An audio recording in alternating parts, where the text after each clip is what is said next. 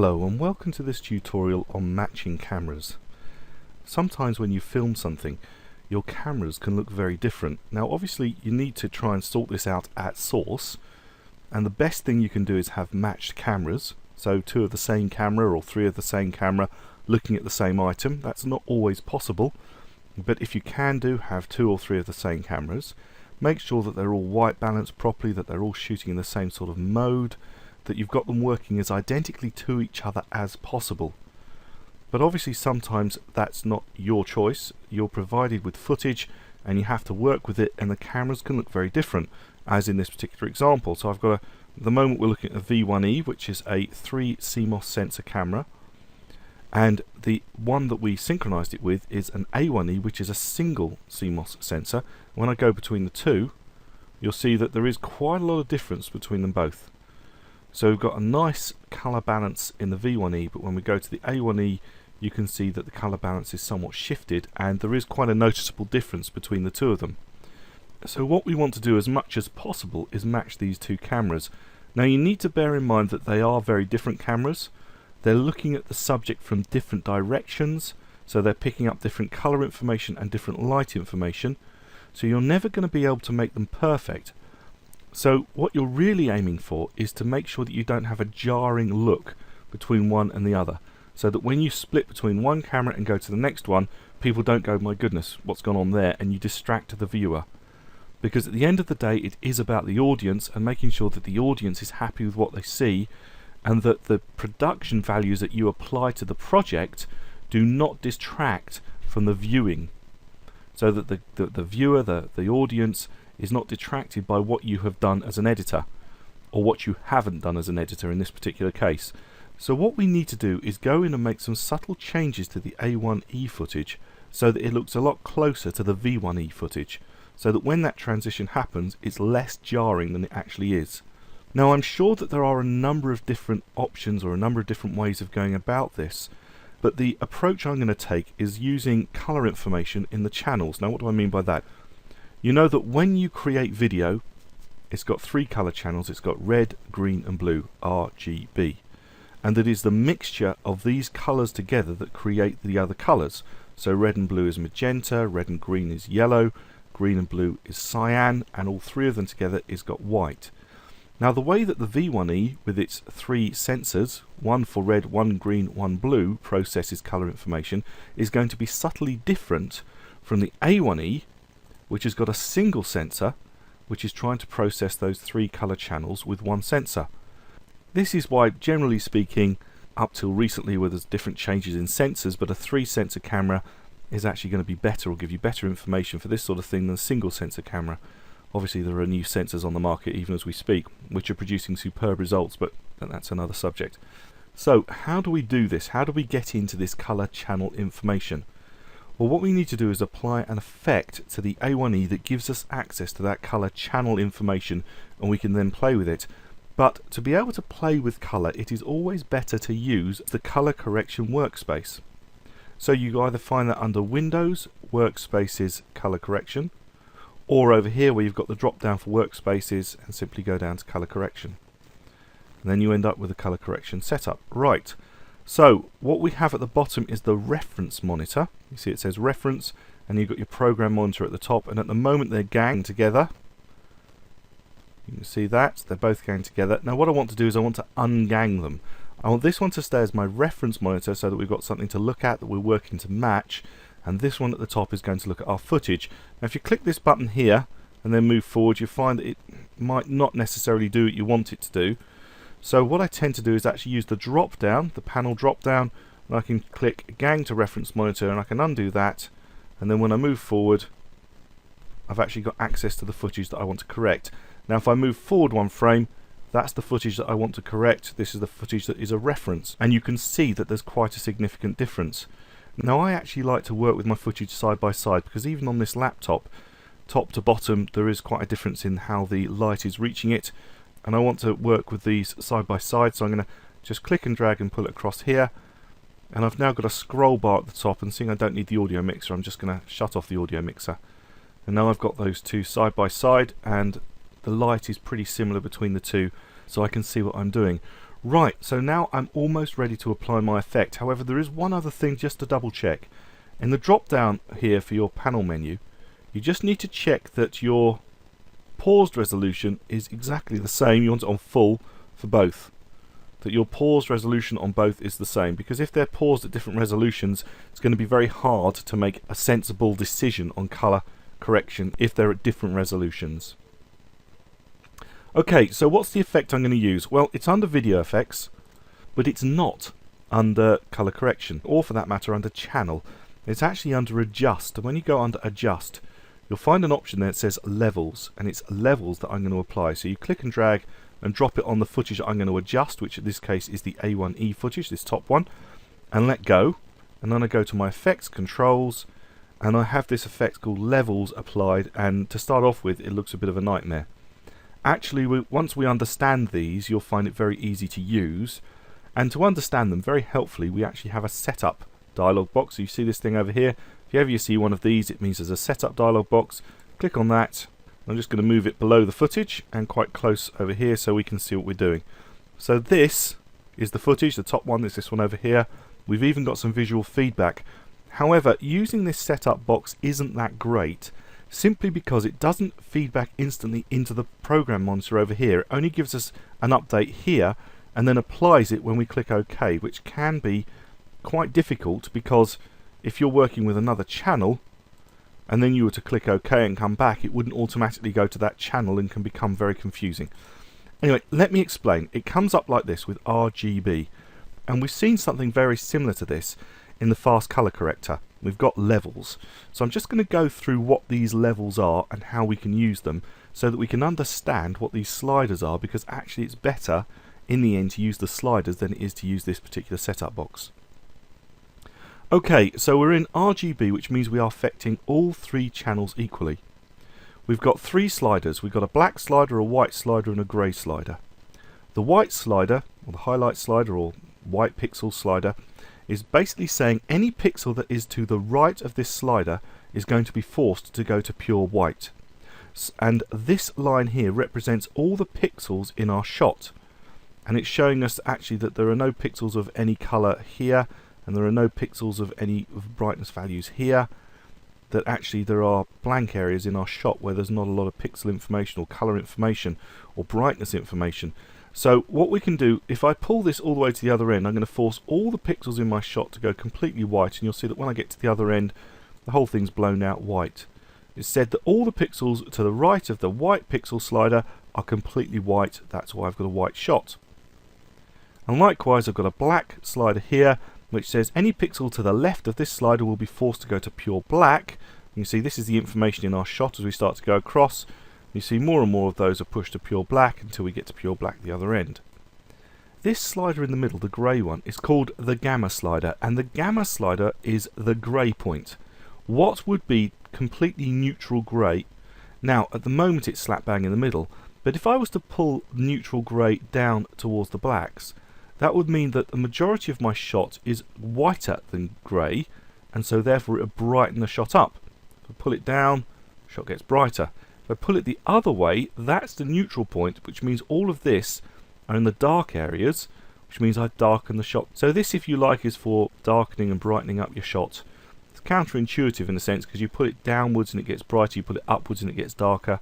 So when you pull it towards the whites it goes dark, when you put it towards the blacks it goes white. That's just the way it works. Okay, so those are your three input sliders, and you'll see here you've actually got numbers.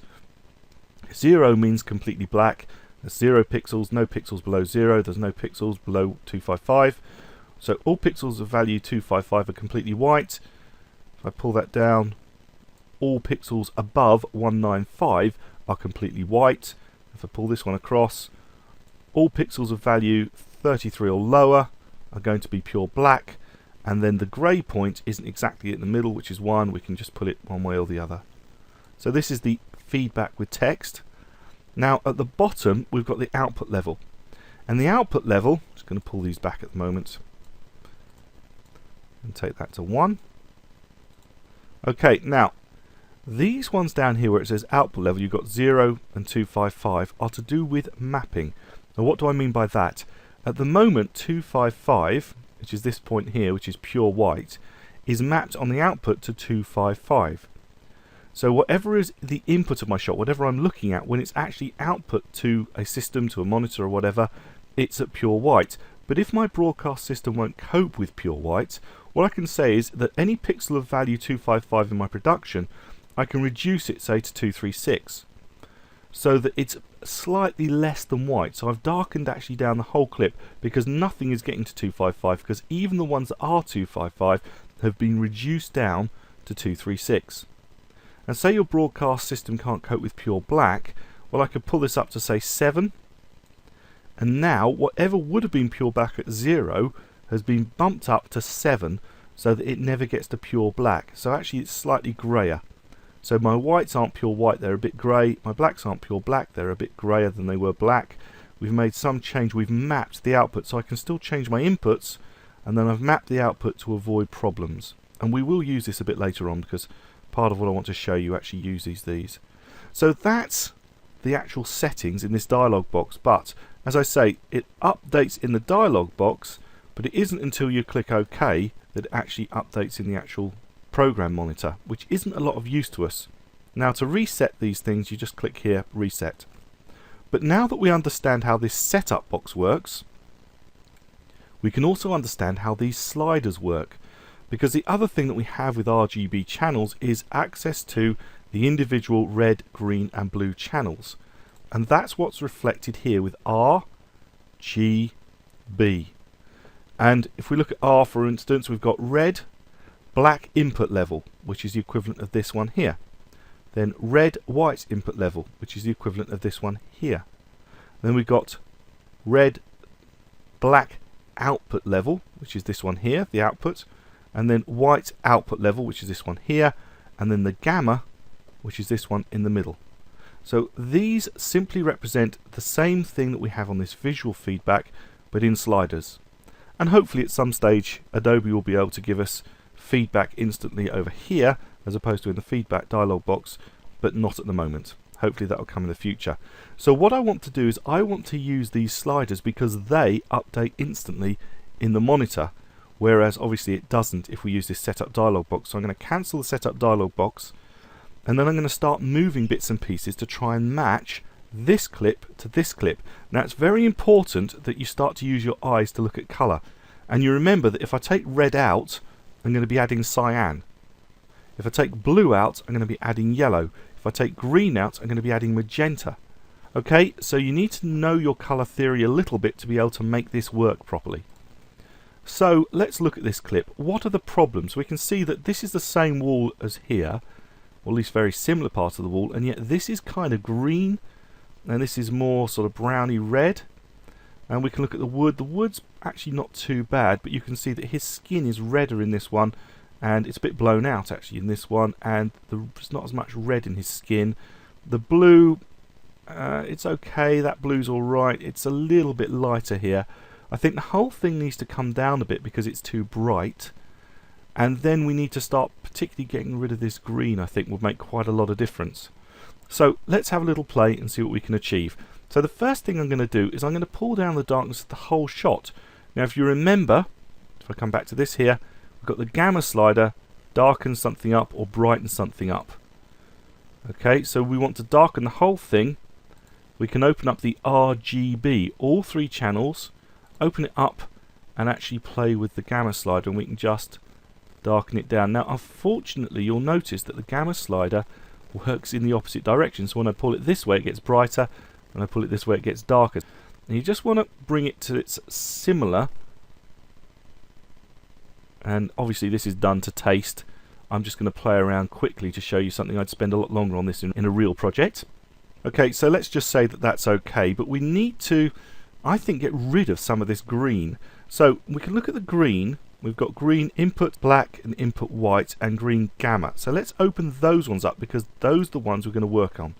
I don't think we are going to change the outputs on virtually anything, but I like to open up the ones I'm working on so I don't accidentally start scrubbing the wrong bit of text. So in here I've got some green that I want to remove. If I start to play with the gamma of green, oops, I missed it. I didn't get it. There you go. This is why I want to do it, so be careful. So if I start to move the gamma of green, I'm going to make it look a lot greener by pulling it up. But if I start to move it down a bit, it starts to get rid of some of that green. It's gone a little bit too red now. And also you might decide that you want to darken those greens down a bit or add a bit more red in. I want to add a bit of red in, I think, so I can open up my red input, red gamma. I can just move my red gamma across. I can open up my blues as well, so it's my two inputs and my gamma. We can start moving the blues. As we start to move the blues up a tad. Brighten those blues up a tad. Not too much, or else you'll end up colorizing your work, which isn't what you want to do. So we're beginning to get there. You need to bear in mind, of course, this is what we call push-pull. So you push-pull. Now actually I want to brighten it up a tad. And we're beginning to get closer to the same look. I'm blowing out my man here, which isn't too good. I want to play with the reds a little bit. You can see this is quite an in-depth process. You get the process. I'm not going to spend ages and ages on this. I'm just showing you that this is the way that you get to all your information, to try and match these things together and get the sort of a better look, so that it kind of looks a lot more balanced.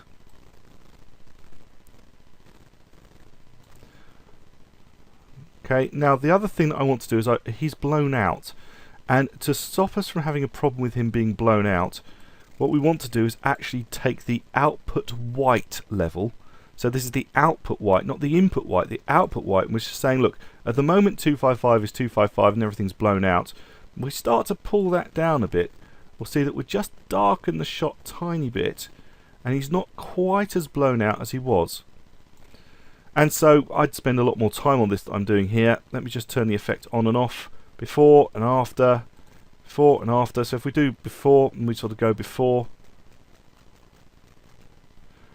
So before, so if we go back to before, that's the sort of change between the two.